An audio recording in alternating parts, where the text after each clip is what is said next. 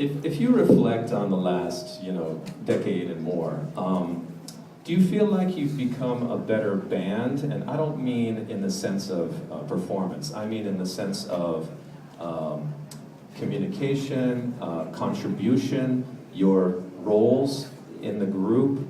Do you feel like you've learned to be a better band? Yeah, yes I do. And part of that is,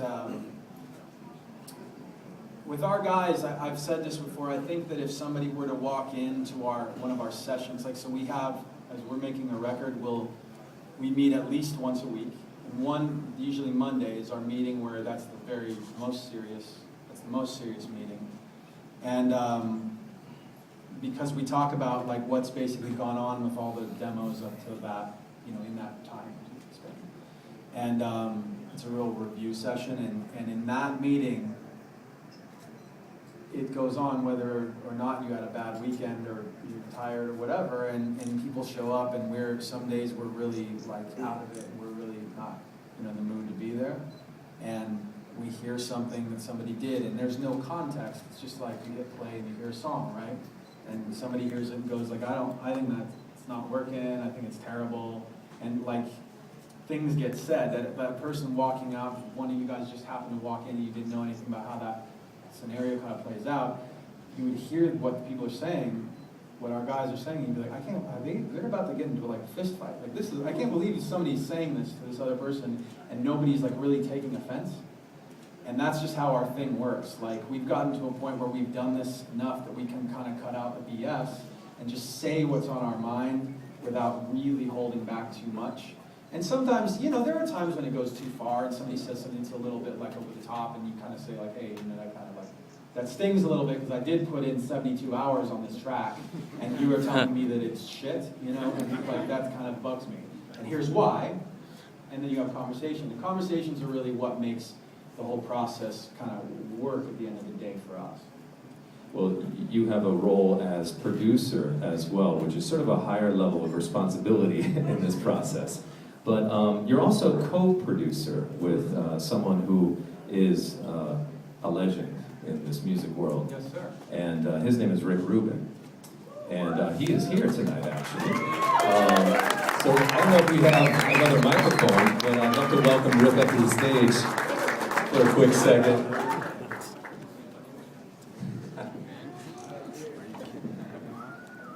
I know.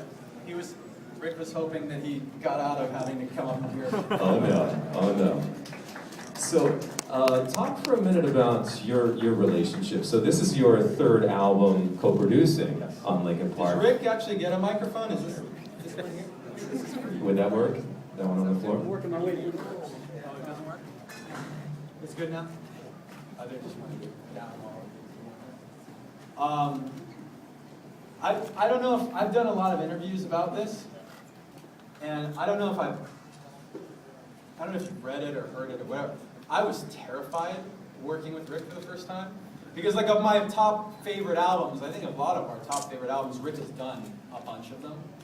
And so yeah, it took time to be able to like work together and just kind of do the thing and not think about the history of what you've done. Because, like we talked about, like the Public Enemy stuff, the Run DMC stuff, the Chili Pepper stuff, like there's so many things, and to be able to just get into the nitty gritty, especially now, we've got a really good like just rhythm. I think. And that to me is like, it's just really like this record came together really fast, and it felt very like there was a lot of momentum, and it felt very fluid getting there. And I think it was due in part to that for me. People say that the key to being a great producer is encouragement. Just being encouraging. Other people have said that sometimes it's being discouraging and saying no, don't do that. But Rick, I'd love for you to speak on the creative process with this man and with Linkin Park. Well, I'd say it's not about being encouraging or discouraging. It's not about either of those. It's more about being truthful and honest and sharing how you really feel about stuff. And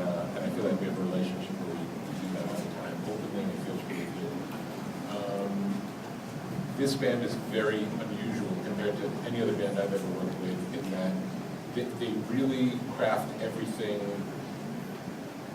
individually in the studio, unlike a band, much more like programmers. And everybody in the band can program, and everybody sort of works on sections, and then they trade files and work on it at home. And then after an album's done, they listen to it and figure out how they're going to be able to play it live. So all the things that you're hearing were never actually played live. They're like virtual songs. So it's a very different experience working with them than anybody else that I've got to work with. And it really works for them. It feels like they found the natural way to make music together. And I feel like my job is to come in with sort of an overview of when I feel like it's moving in the right direction or the wrong direction and why, and when the songs are as good as they could be or how they could be better, when the lyrics are as good as they could be or how they could be better. And it really comes down to the effort that Mike, Brad, and everyone else put in to really make it what it is. It's an amazing thing to see. It's interesting because in other things I work on, it's more like you see it happen in the moment, and with this, you see it evolve over time.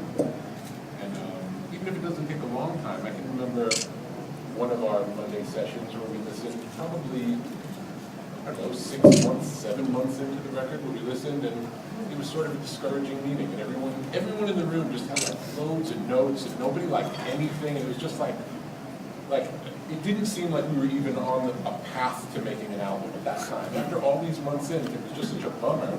And then something happened the following week. We showed up and listened to everything, and some little changes were made based on the sort of arguments that happened the week before. And everybody loved everything.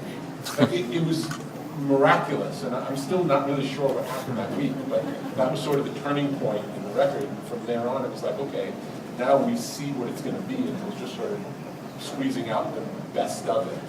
But up until that point, it was really up in the air, and it felt like it could have gone some different ways, and had gone different ways up to that point. It was so funny, that meeting, I was the only one from the band not there that day.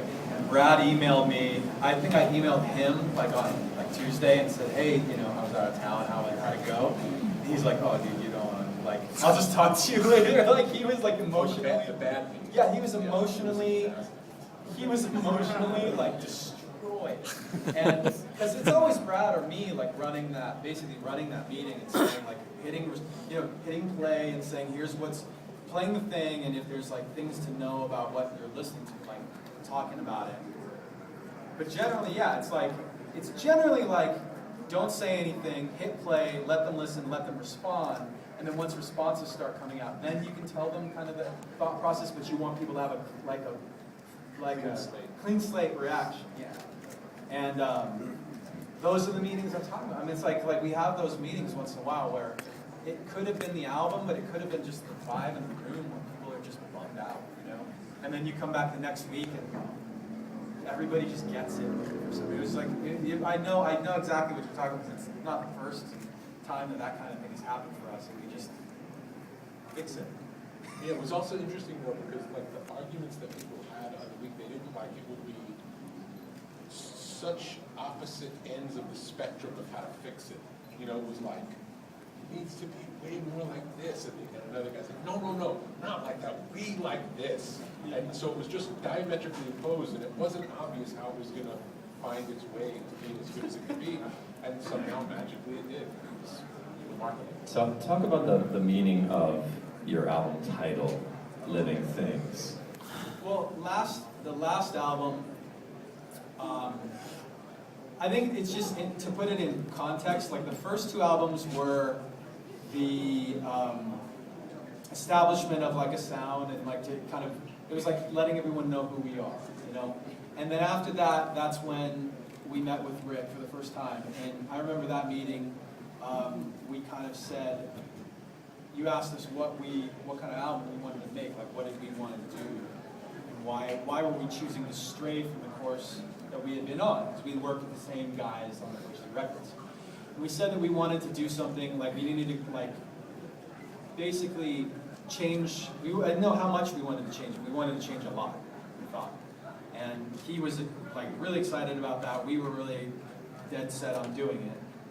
And it was almost like with Minutes to Midnight, we were trying to experiment with as many things as possible. Like we did like 150 demos to make one album. And then a lot of them were just crazy little doodles, and some of them were real full songs, and they ended up being this weird patchwork of things. And we actually sequenced it, if you recall, like we sat down and sequenced it in a way that would exaggerate how different the songs were. Like that's why we put Given Up next to Leave Out All the Rest. So you just go like, what are they doing to me? Why are these songs next to each other? And then the record after that, it's like we wanted to take one direction and head as far down it as possible, like just way down the rabbit hole, and take the listener on this one singular journey. And then having done all of that, part of it was that we had found ourselves in a place where the concepts and the lyrics had been about some very like broad picture things. And on this record, for some reason, like just as a complete like, it's just the honest, like it was just what was popping out of our mouths, basically, as we were writing lyrics.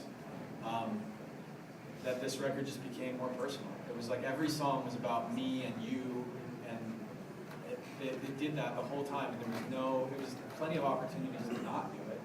We just did it. It was